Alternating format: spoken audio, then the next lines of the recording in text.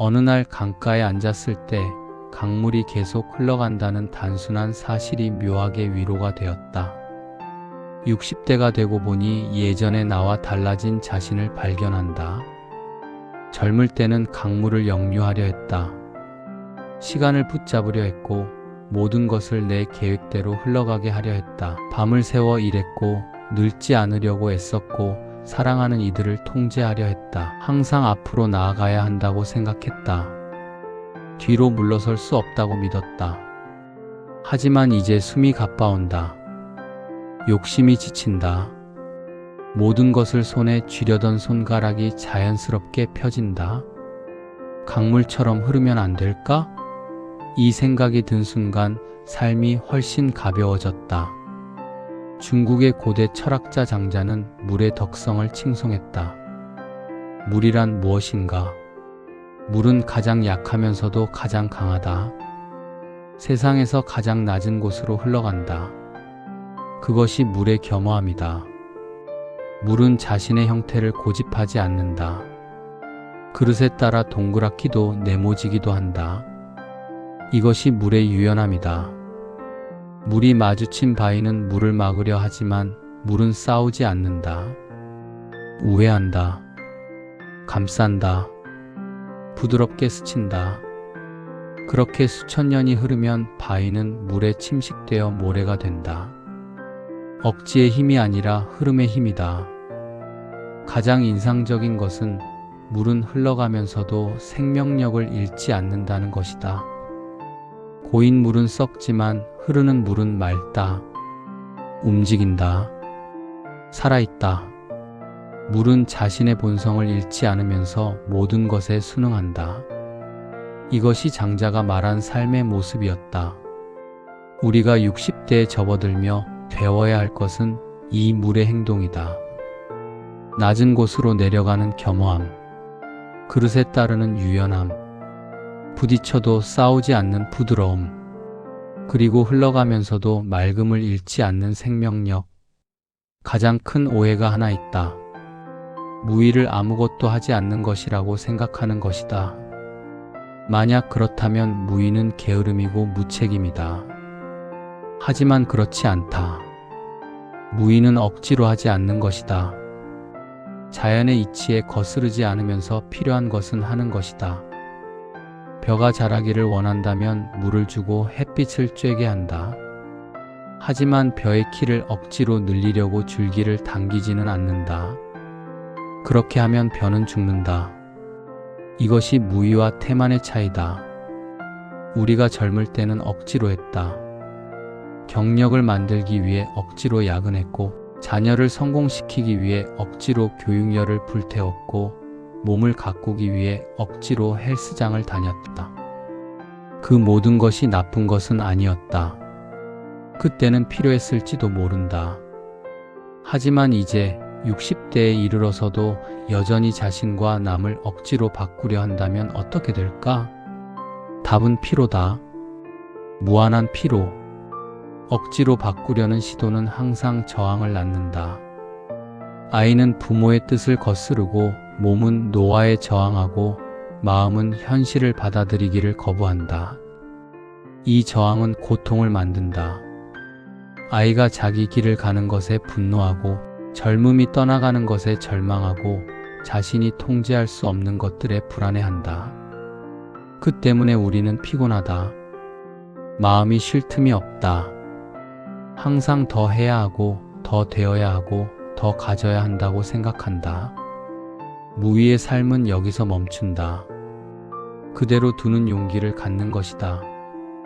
자녀의 인생을 그대로 두고 노화를 그대로 받아들이고 자신이 통제할 수 없는 것들을 그대로 흘려보내는 것이다. 이것이 무의의 참된 힘이다. 억지를 포기할 때 비로소 마음이 자유로워진다. 통제하려는 욕망은 불안에서 비롯된다. 우리는 자신이 통제할 수 없는 세상이 두렵다. 그래서 무엇이든 손에 쥐려 한다. 아이의 진로를 결정하려 하고 재산을 늘리려 하고 다른 사람들의 평가를 신경 쓴다. 마치 이 모든 것을 통제할 수 있다면 안전할 것이라는 착각 속에서. 하지만 60대에 이르면 그 착각이 깨어진다. 통제하려 할수록 더 불안해진다는 것을 깨닫는다. 자녀를 통제하려 할수록 그들과의 거리는 멀어진다. 재산을 붙잡으려 할수록 잃을까봐 더 불안해한다. 명예를 지키려 할수록 그것을 잃는 순간의 공포가 더 커진다. 결국 우리는 자기가 통제하고 싶어 하는 것들에 의해 통제당한다. 반대로 흐름을 허용할 때 일어나는 일이 있다. 마음이 밝아진다. 아이가 자기 길을 가도록 내려놓으면 그 선택을 존중하는 법을 배운다. 더 이상 아이의 삶에 대한 책임감으로 짓눌리지 않는다. 아이는 자유롭고 부모도 자유로워진다. 결과적으로 그 관계는 더 깊어진다. 재산을 조금씩 나눠주기 시작하면 소유의 무거움이 떨어진다. 돈이 돌아다니며 누군가를 돕는 것을 보면 마음이 따뜻해진다. 죽을 때 가져갈 수 없는 것이라면 살아있을 때 나누는 것이 더 낫지 않을까? 외모가 변해도 신경 쓰지 않으면 거울을 볼 때마다 자신과 싸우지 않아도 된다. 더 이상 젊음을 향한 절망감이 아니라 이 세월을 살아낸 것 자체가 자부심이 된다. 이렇게 하나씩 내려놓을 때마다 새로운 자유를 만난다. 마치 무거운 짐을 내려놓고 산을 오르는 느낌이다. 마음이 가벼워질수록 주변이 더 선명하게 보인다. 현재의 순간이 소중해진다. 모든 것은 내 힘으로 되는 것이 아니다. 이 문장을 이해하는 순간 역설적이게도 진정한 평온이 찾아온다. 가장 집착이 강한 곳은 관계다. 부모가 자녀를 원하는 모습으로 만들려 하고, 부부가 서로를 바꾸려 하고, 친구 관계에서 기대를 품었다가 실망한다. 이 모든 것이 괴로움의 근원이다. 노년에 접어들며 배워야 할 것이 있다면 그것은 사람도 흘러가게 두어야 한다는 것이다. 자녀에 대해 먼저 생각해보자. 우리가 자녀를 낳았을 때부터 그들은 우리 것이 아니었다. 그들은 자신의 삶을 살기 위해 이 세상에 왔다. 우리는 단지 그들이 이 세상에 올 수 있도록 도왔을 뿐이다. 우리가 원하는 길을 가지 않더라도 그것이 그들의 삶이다. 실패할 권리도 비틀린 길을 걸을 권리도 그들에게 있다. 우리가 할 수 있는 일은 그들이 넘어질 때 손을 잡고 길을 잃었을 때 방향을 함께 생각하는 것이다. 그 이상은 집착이다. 배우자와의 관계도 마찬가지다. 몇십 년을 함께 살면서 상대방이 자신의 기대대로 변해주기를 바랐다. 하지만 누구도 누군가의 기대대로 변하지 않는다. 변할 수 없다. 그들도 자신의 인생을 살고 있기 때문이다. 60대에 이르러 할 수 있는 일은 상대방을 있는 그대로 보는 것이다. 바꾸려고 하지 말고 이해하려고 하는 것이다. 상대방의 고집도 약함도 변함도 모두 받아들이는 것이다. 그럴 때 비로소 깊은 신뢰가 생긴다. 친구 관계도 변한다. 젊을 때의 우정과 노년의 우정은 다르다. 어떤 친구들은 멀어지고 어떤 친구들은 더 가까워진다. 이를 애석해하지 말고 흘러가게 두자. 인연이 그렇게 진화한다. 그리고 그것이 자연스럽고 아름답다. 사회적 역할도 마찬가지다. 회사에서의 직책, 동호회에서의 위치, 집단에서의 역할, 모두 흘러간다. 그것들이 정말로 우리 자신이었나? 아니다. 그저 어떤 시간에 입었던 옷일 뿐이다. 그 옷을 벗고 나면 순수한 나 자신이 남는다. 그것으로 충분하다. 우리가 돈을 벌었다. 무언가를 모았다. 집을 지었고 물건을 샀다. 모두 자신의 노력의 대가였다. 당연히 그것들을 쥐고 싶다. 놓고 싶지 않다. 잃을까봐 두렵다. 하지만 여기서 객관적인 질문을 던져보자. 우리가 죽을 때 이 모든 것들을 가져갈 수 있을까? 대답은 명확하다. 하나도 가져갈 수 없다. 이것은 슬픈 진실이 아니라 오히려 해방의 신호일 수 있다. 죽을 때 가져갈 수 없다면 살아있을 때 나누는 것이 더 낫지 않을까? 재산을 붙잡으면 어떤 일이 생기는가? 불안이 생긴다. 잃을까봐 두려워한다. 누군가 자신의 재산을 노리고 있는 건 아닐까 의심한다. 경기 침체가 두렵고 노후 대책에 불안하다. 그 불안은 끝이 없다. 아무리 많아도 충분하다고 느껴지지 않는다. 항상 더 필요한 것 같다. 반대로 조금씩 내려놓기 시작하면 무엇이 일어나는가? 마음이 편안해진다. 자녀에게 조금씩 물려주기 시작하면 그들이 그것을 잘 쓰는 것을 보며 마음이 따뜻해진다. 손자에게 교육비를 내려주면 그 돈이 새로운 생명에게 기회가 되는 것을 본다. 불우한 누군가를 돕기 시작하면 자신의 재산이 단순한 소유에서 나눔으로 변환된다. 물론 최소한의 생활비는 필요하다. 그것은 무의가 아니라 현실이다. 하지만 그 이상의 부분에서 우리는 소유의 무게를 내려놓을 수 있다.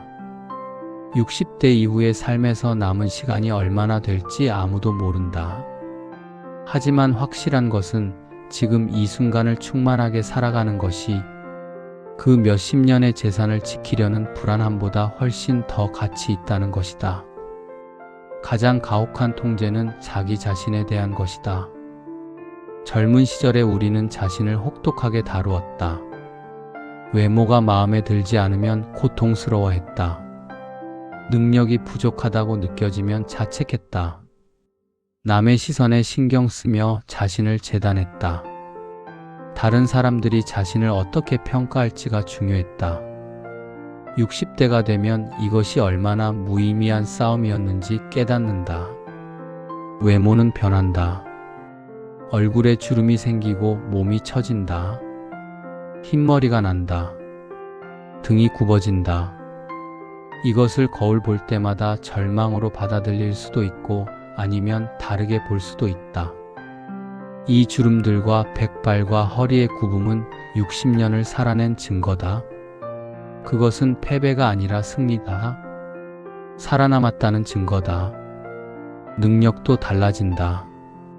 기억력이 떨어지고 체력이 줄어든다. 새로운 기술을 배우기가 힘들다. 이것을 한탄할 수도 있지만 달리 생각해보자. 우리는 이미 충분히 많은 것을 했다. 지금 우리가 해야 할 일은 더 하는 것이 아니라 지금까지 배운 것들을 천천히 씹어먹으며 깊이 있게 살아가는 것이다. 인정 욕구도 내려놓아야 한다. 다른 사람들이 자신을 어떻게 평가하는지는 이제 그리 중요하지 않다. 또래의 일부는 자신보다 잘 되었을 것이고 일부는 자신보다 못했을 것이다. 그것이 무엇을 의미하는가? 아무것도 의미하지 않는다. 각자가 자신의 길을 걸었을 뿐이다. 무의는 여기서 가장 깊은 의미를 갖는다. 자기 자신과의 싸움을 멈추는 것이다. 나는 더 이상 싸우지 않겠다. 이 선언이 진정한 무의다. 나의 듦을 받아들이고 약함을 인정하고 완벽하지 않음을 용서하는 것이다. 그럴 때 비로소 자신 안에 평온이 찾아온다. 강원도 산골 마을에서 만난 할머니를 생각해 본다. 그분은 75세였다. 손주들이 자신을 방문할 때마다 시끄럽고 난장판이 되는 것을 편안히 받아들이고 있었다. 과거의 할머니였다면 정열을 강요했을 것이다. 하지만 지금의 할머니는 그저 웃음으로 응했다. 쌩쌩하게 뛰어놀게 하지. 우리 어릴 때는 더 심했어. 그 시절이 그들의 시절이지 뭐. 그분은 또 이런 말씀도 했다. 돈 번 것도 충분히 벌었고 뭐 더 하겠어. 이제는 남은 시간을 어떻게 쓸지가 중요하지. 남들이 뭐라 하든 상관없어. 내 인생 끝자락인데 그걸 남의 시선에 맞춰야겠어? 강릉의 한 부부는 몇십 년 다투다가 60대 중반에 새로운 계약을 했다고 했다. 서로를 바꾸려 하지 않기로 합의한 것이다. 남편의 고집도 받아들이고 아내의 꼼꼼함도 받아들이기로 했다. 그 순간부터 싸움이 줄어들었다고 했다. 상대방을 있는 그대로 보기 시작했기 때문이다. 서울에서 만난 한 사업가는 60세의 회사를 사실상 물려주고 상당 부분 단계적으로 비우기 시작했다. 처음에는 불안했다. 자신이 없으면 회사가 망할 것 같은 생각이 들었다. 하지만 몇 년이 지나자 회사는 잘 돌아갔고 자신의 마음은 훨씬 편해졌다. 밤샘 근무도 없어졌고 재정적 스트레스도 줄어들었다. 남은 인생을 아내와 여행하며 지내고 있었다. 그는 이렇게 말했다. 나는 회사를 잃는 대신 삶을 얻었어. 이 사람들이 특별한 것은 아니다. 그저 어떤 시점에서 싸움을 멈추고 흘러가게 두기로 결정한 사람들일 뿐이다.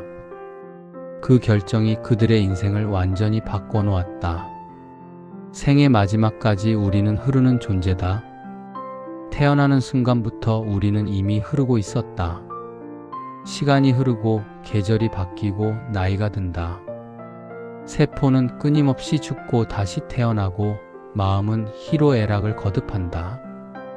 우리가 통제하는 것은 이 흐름의 작은 일부일 뿐이다. 대부분은 흐르고 있고 우리가 할 수 있는 일은 그 흐름에 몸을 맡기는 것이다. 젊을 때는 우리가 그 흐름에 저항할 수 있다고 생각했다. 시간을 멈출 수 있고 노화를 피할 수 있고 마음을 통제할 수 있다고 믿었다.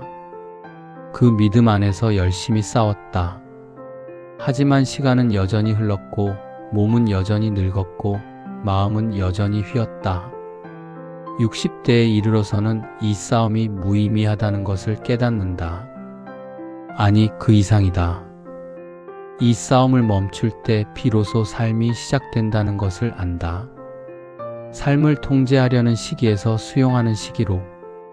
이것이 인생의 가장 큰 전환점이다. 통제하던 시기에도 우리는 많은 것을 얻었다. 경력과 재산과 가족. 그것들은 의미 있는 업적이었다. 하지만 수용하는 시기에 우리는 더 깊은 무언가를 얻는다. 평온, 지혜, 현재의 순간을 있는 그대로 보는 능력, 타인을 판단하지 않고 받아들이는 마음. 물은 저항하지 않는다. 그래서 강하다. 암석은 완고하지만 부서진다. 물은 부드럽지만 변치 않는다. 물은 흘러가지만 사라지지 않는다. 우리도 그렇게 될 수 있다. 강가에 앉아 물이 흘러가는 것을 보고 있으면 묘한 평온함이 찾아온다. 이 물도 어디선가 흘러나와 여기를 거쳐 어디론가 흘러간다. 그 길 위에서 돌과 만나고 모래와 섞이고 햇빛을 받는다. 그 모든 것을 받아들이면서 흘러간다. 우리의 인생도 그렇지 않을까? 남은 생을 어떻게 흘려보낼 것인가? 이것이 이제 우리가 물어야 할 질문이다. 더 많이 가지려 할까? 아니면 비워나갈까? 더 강해지려 할까? 아니면 부드러워질까? 더 통제하려 할까? 아니면 허용할까? 답은 각자의 것이다. 하지만 한 가지 확실한 것은 내려놓을수록 마음이 가벼워진다는 것이다. 흘려보낼수록 지금 이 순간이 소중해진다는 것이다. 자신에게 던져보자. 당신이 지금 이 순간에 내려놓을 수 있는 것은 무엇인가? 어떤 강박을 끝낼 수 있는가? 어떤 집착을 풀 수 있는가? 누구를 그대로 흘려보낼 수 있는가?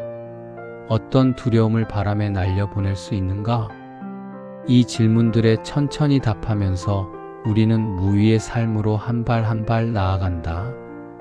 물처럼, 강물같이, 흘러가면서도 맑게, 낮은 곳으로 흐르면서도 자신의 힘을 잃지 않으면서 결국 바다로 돌아갈 이 여정을 이 또한 흐른다. 그리고 그것으로 충분하다. 이 글을 읽는 당신에게 만약 지금 당신이 무언가를 붙잡고 있다면 천천히 손가락을 펴보세요.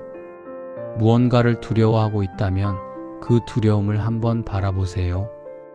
그리고 물음을 던져보세요. 이것이 정말 내가 놓지 말아야 할 것일까? 당신의 마음이 그 답을 알고 있습니다.